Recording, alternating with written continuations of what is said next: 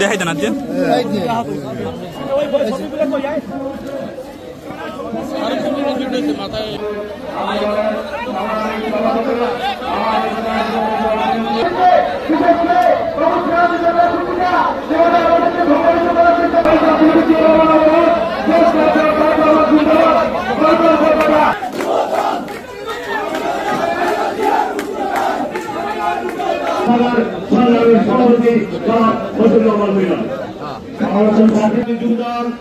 পটুয়াখালী জেলা শাখার সংগ্রামী সভাপতি আমাদের জাতীয়তাবাদী মহিলা দল পটুয়াখালী জেলা শাখার সংগ্রামী সাধারণ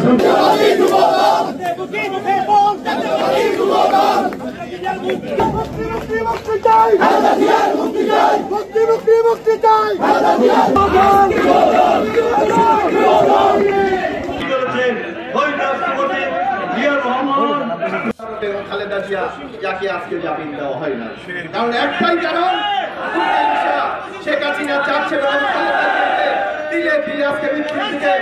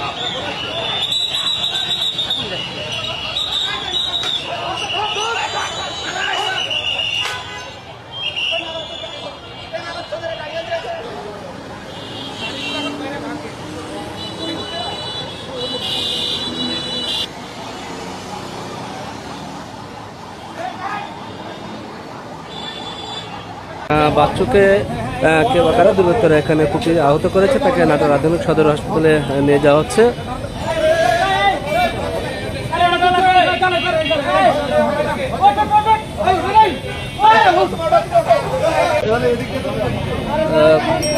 অর্থাৎ বিএনপি নেতা শহীদুল ইসলাম বাচ্চুকে কুপিয়ে আহত করেছেন, তাকে এখন আধুনিক সদর হাসপাতালে নিয়ে যাওয়া হচ্ছে, আপনারা দেখতে পাচ্ছেন।